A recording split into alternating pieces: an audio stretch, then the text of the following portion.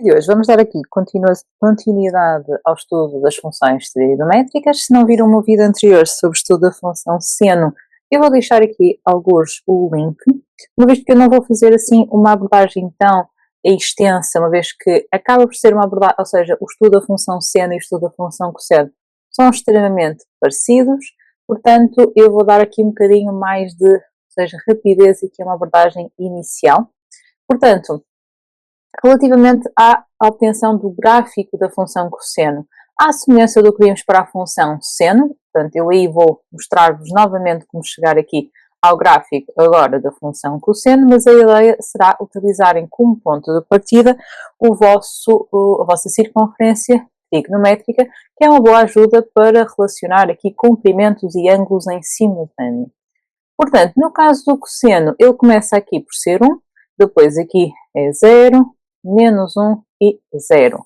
Aqui se fizermos os valores em termos de 0, π sobre 2, π, 3π sobre 2 e voltando aqui a 2π, o que estamos a ver aqui no gráfico é precisamente estas indicações, ou seja, em 0 ela é 1, em π sobre 2 é 0, em π é menos 1, em 3π sobre 2 é 0 e em 2π volta a ser 1 e temos aqui numa volta completa toda a representação da função cosseno e como ela é periódica, esta repetição depois vai ser feita ao longo do resto do gráfico, quer para o lado positivo, quer para o lado negativo.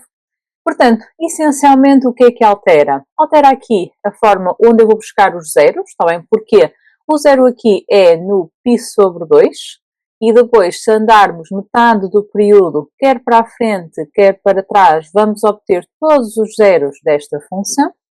Em termos de maximizantes, esta função atinge o seu primeiro máximo aqui no zero e só depois, quando andamos exatamente uma volta completa, é que ela volta a atingir o seu máximo.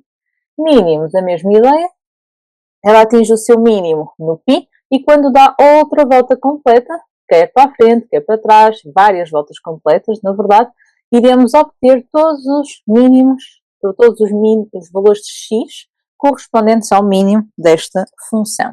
Tudo isto encontra-se aqui depois em termos de expressões gerais resumidas aqui nesta tabela. No entanto, o objetivo não é vocês decorarem, mas sim perceberem o que estão a fazer, porque tudo é obtido através da circunferência trigonométrica.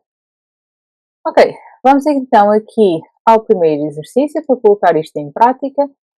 No 1.1 pede para indicar o valor do período positivo mínimo, portanto, à semelhança da função seno, vamos fazer aqui 2π a dividir por quanto? Não se esqueçam que x sobre 2 é a mesma coisa que o meio de x, portanto, aqui vamos dividir por o meio, ou seja, fica 4π.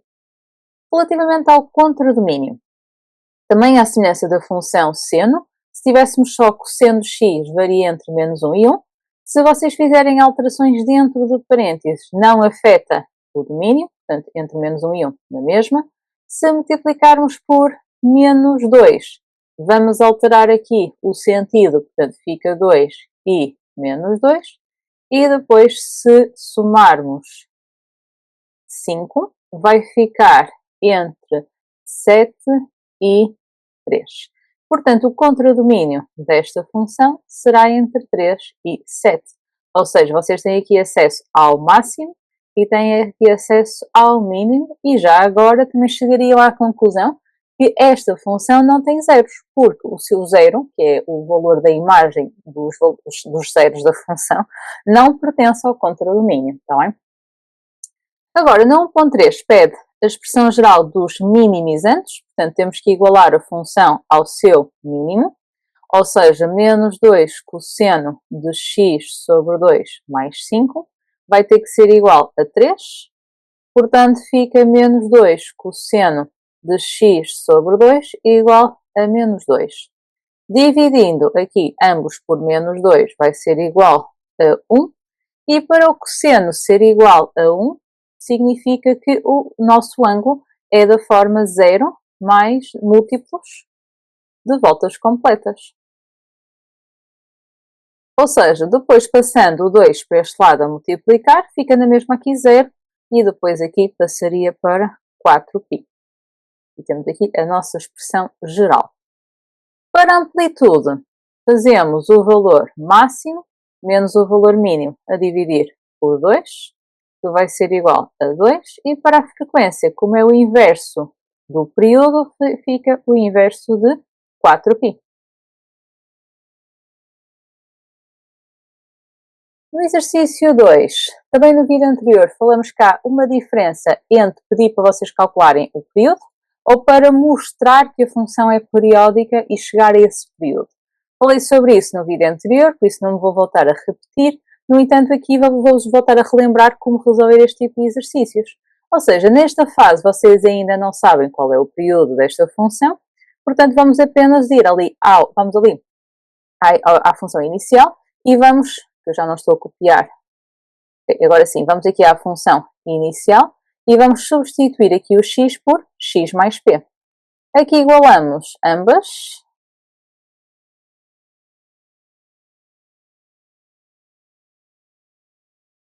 Ok?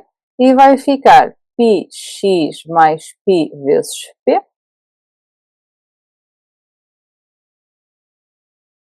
Ok?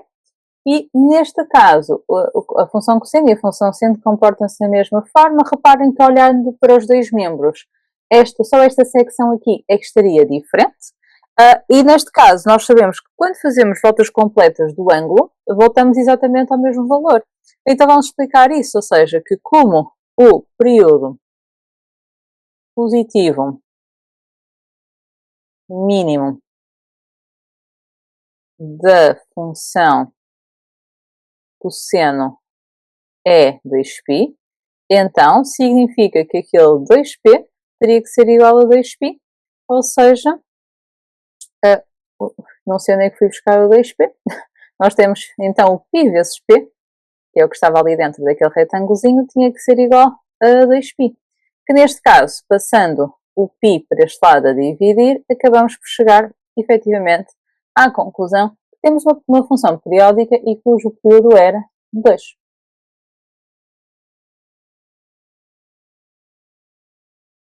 No exercício 3, para cada uma destas funções, vamos determinar o período positivo mínimo e determinar o contradomínio.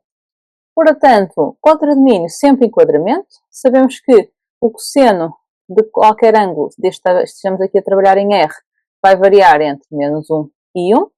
Multiplicando por 3, ambos os membros fica entre menos 3 e 3. E adicionando 2 a ambos os lados, vai ficar entre menos 1 e 5. Então aqui o contradomínio desta função fica de menos 1 a 5. Já o período, vamos fazer o 2π a dividir por este número que se encontra aqui. Na 3.2, o cosseno de x sobre 2, que é o que nós temos lá, varia na mesma entre menos 1 e 1. Se pusermos um menos atrás, alteramos a monotonia, mas vai ficar aqui menos 1 e 1 na mesma. E depois vamos subtrair 1. Então vamos subtrair, aqui fica 0, aqui fica menos 2. Portanto, o contradomínio vai ser entre menos 2 e 0, tem que ser sempre do mais pequeno para o maior. E para o período, já tinha aparecido esta situação em cima, isto é 1 meio vezes x, portanto fazemos 2π a dividir por 1 meio. Se tiverem dúvidas, façam este cálculo também na calculadora, tenham cuidado com a forma como colocam. Na 3.3, se tivermos só o cosseno de 2 terços de x menos 1, reparem que o que está lá dentro não modifica em nada o contradomínio. Portanto, vocês pegam em tudo, está bem? Fica na mesma entre menos 1 e 1. Depois, ao subtrair menos 2, é que aqui passa a estar entre menos 3 e menos 1. Então, o contradomínio vai ficar de menos 3 a menos 1. E agora, para o período, é 2π a dividir por 2 terços. Vou fazer aqui a conta. 2π sobre 1 a dividir por 2 terços fica 6π sobre 2, ou seja, 3π. Por último, na 3.4, na mesma, o cosseno do que está ali dentro varia entre menos 1 e 1. Se multiplicarmos por 3, varia entre menos 3 e 3. E se subtrairmos 9, vai ficar entre menos 12 e menos 6. Portanto, então aqui o contradomínio era de menos 12 a menos 6. Relativamente ao período, isto é um D. Relativamente ao período, fazemos 2π a dividir por π sobre 4. Então vamos fazer aqui a conta. 2π sobre 1 dividido por π sobre 4. Multiplicando, fica 8π sobre π. Os π's cortam, então vai dar que o período vai ser igual a 8.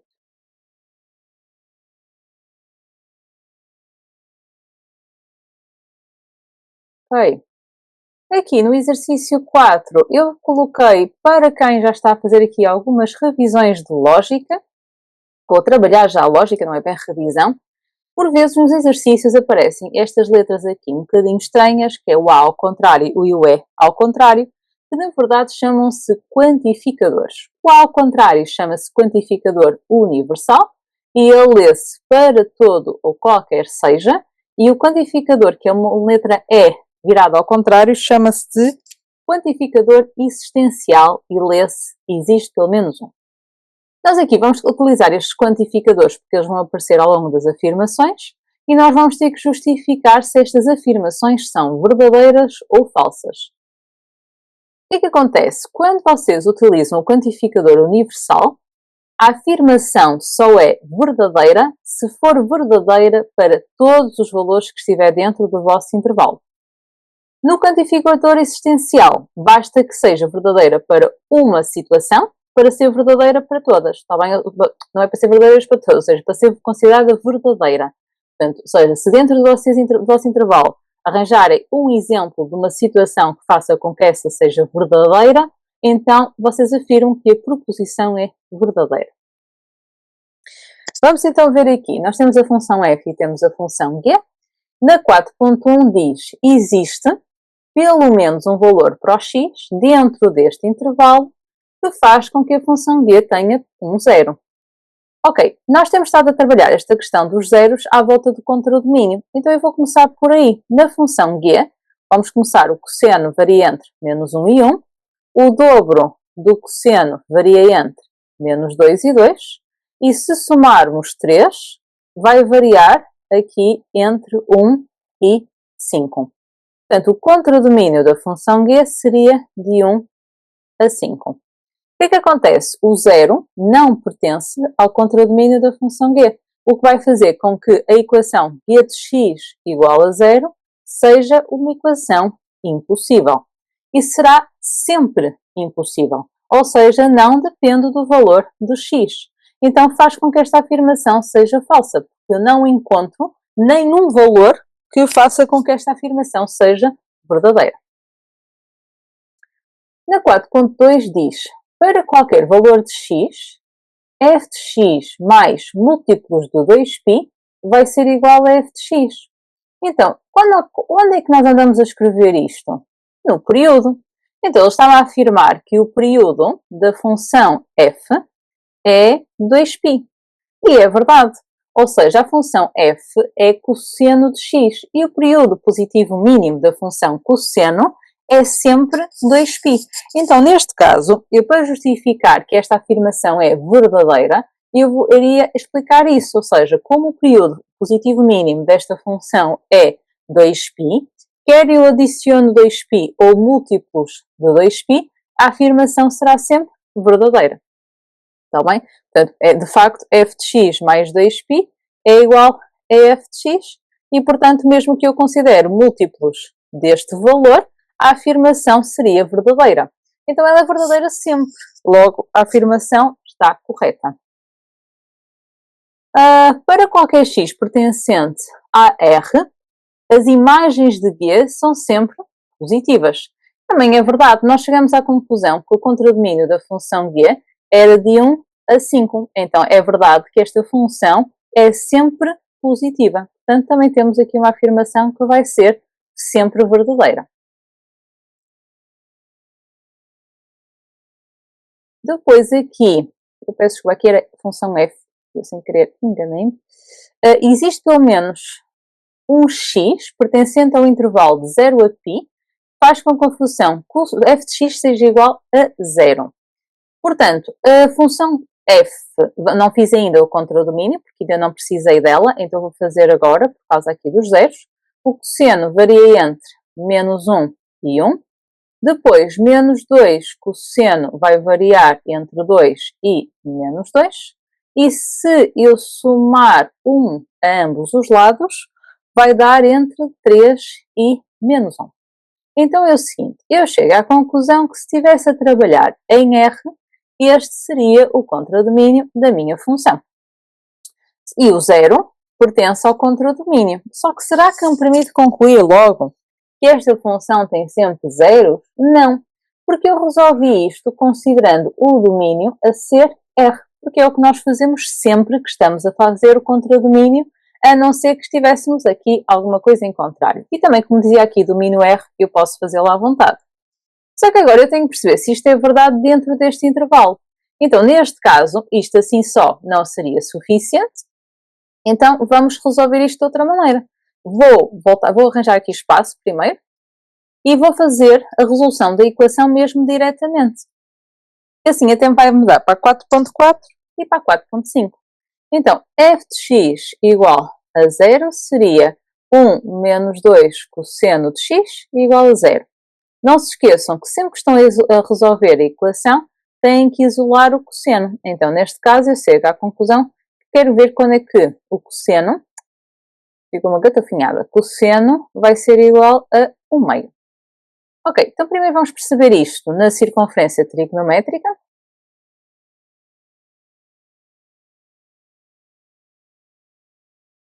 Vamos marcar o 1/2 aqui no cosseno, que é no eixo x. Vamos fazer aqui a tracejada. E vai ficar que temos sempre uma solução no primeiro quadrante e uma solução no quarto quadrante. Então significa que ele vai-me dizer no intervalo de 0 a π, ok, de 0 a π, estamos a fazer uma rotação que vai apanhar a solução do primeiro quadrante. Então, temos ou não temos solução? Temos. Como estamos a usar o quantificador existencial, basta que haja uma solução para fazer com que a afirmação seja verdadeira. E depois, se considerássemos o intervalo de π sobre 2 a π. Ok, se fosse só este bocadinho, íamos apanhar alguma solução? Não. Então significa que não há nenhuma solução que faça com que esta afirmação seja verdadeira. Portanto, nós também aqui resolvemos a equação, está bem? Mas não foi para resolver mesmo, foi só perceber se existe, quais eram as soluções que existiam. Agora, exercício 6. Considera para certos valores reais A, B e C, sendo que, e agora vou apontar aqui estes dados, sabemos que A e B são números reais, mas são positivos, e o C é simplesmente um número real. A função g, definida pela expressão algébrica, então g de x é A cosseno de B de x mais C. Sabemos que π sobre 2 é o período positivo mínimo de g. Portanto, o período nós fazemos 2π sobre b. Aqui não preciso colocar módulo, porque já me diz que é positivo, está bem? Então, π sobre 2 vai ser igual a 2π sobre b. Ok, como tem π dos dois lados, posso retirar e chegamos à conclusão que é 1/2 igual a 2b e, portanto, o b seria igual a 4. Por outro lado, sabemos o quê? Sabemos que o contradomínio da função g é o intervalo de menos 5 a 1. Ok, então neste momento a nossa função é 2 cosseno de 4x, 2 não, não sei onde é que fui buscar o 2. A cosseno de 4x mais c. Para calcular o contradomínio, eu sei que 4 cosseno de x varia entre menos 1 e 1. Se multiplicarmos por A, e neste caso eu sei que A é um valor positivo, não altera a monotonia, portanto fica entre menos A e A. E depois, multiplicando por C, fica menos A. Multiplicando não, somando C. Estou a dormir. Fica menos A mais C e fica A mais C. E reparem que eu sei que isto tem que ser menos 5 e isto tem que ser 1. Duas incógnitas, duas equações, nada melhor que aqui um sistema pequenino para conseguir resolver descobrir o valor de C e do A. Portanto, aqui de cima eu posso tirar que C é igual a A menos 5. Substituindo na de baixo, vamos ficar que 2A vai ser igual a 6, ou seja, A vai ser igual a 3, portanto B vai ser igual a 3 menos 5. Então o B vai ser igual a menos 2 e o A vai ser igual a 3. Então já sabemos tudo. O B não vale a pena, eu hoje estou... Venga. O B que era C, está bem? Porque eu não sei o que é que de repente eu estava a trabalhar C e C. Ok, então C é menos 2, está bem? Tem ali um menos. O A é 3 e o B é 4.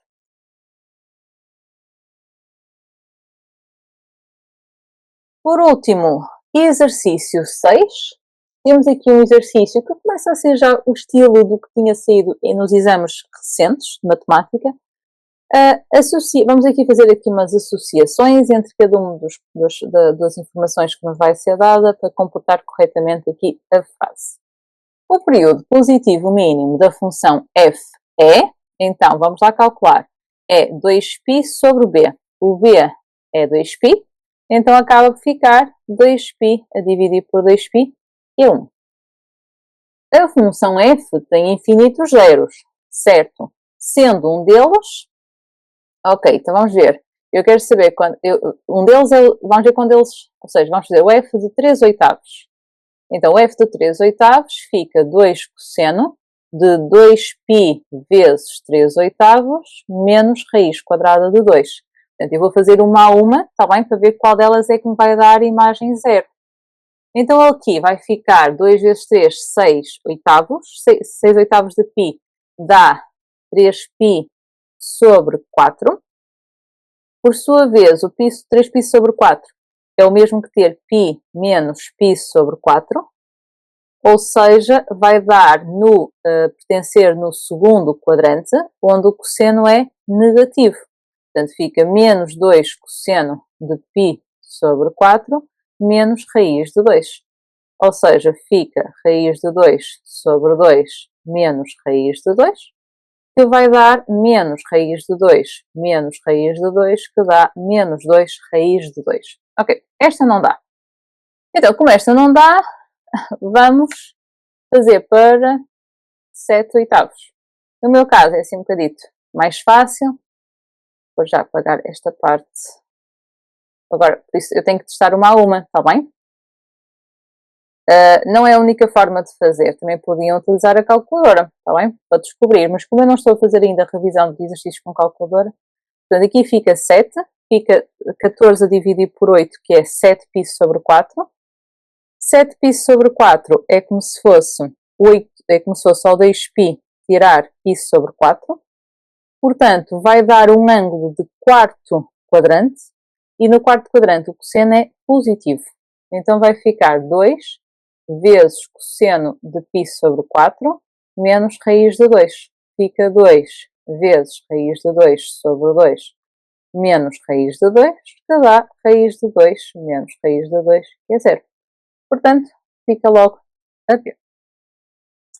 E aqui, sem querer, não pus o 7 oitavos, que foi o valor que eu substituí.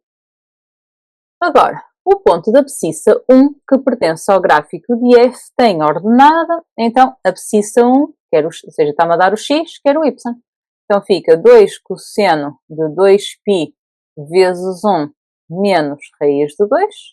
Fica 2 cosseno em 2π, que dá 1. Portanto, então fica 2 vezes 1 menos raiz quadrada de 2, que dá 2 menos raiz quadrada de 2.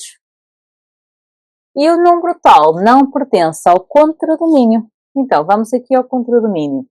Eu sei que o cosseno de qualquer coisa varia sempre entre menos 1 e 1. Multiplicando por 2, vai variar entre menos 2 e 2. Subtraindo menos raiz quadrada de 2 vai dar entre menos 2 menos raiz de 2 e 2 menos raiz de 2. Então, o contradomínio vai ser entre estes dois valores. E para vermos se pertence, ora vamos lá ver. Menos 2 menos raiz de 2 dá aproximadamente menos 3,414. 2 menos raiz de 2 dá 2 menos raiz de 2, dá aproximadamente 0,586. Agora, menos 7 a dividir por 5 vai ser igual a menos 1,4. 2 a dividir por 5 vai ser igual a 0,4. E já não vale a pena, mas vou pôr aqui na mesma, mas isto já vai ser igual a 0,6. Então, nós queremos aquele que não... vale a pena porque estes já pertenciam. Ou seja, este pertence, porque eu posso ir até menos 3,4. Este pertence, porque eu posso ir até 0,5. E este já não pertence. Então, como eu queria o que não pertencia, seria a abscissa que... abscissa não. Isto é y. O valor esta é uma imagem que não está presente no contradomínio. Ok, está feita esta ficha. Espero que este vídeo vos tenha sido útil para fazer aqui a revisão sobre a função cosseno e vemo-nos no próximo vídeo.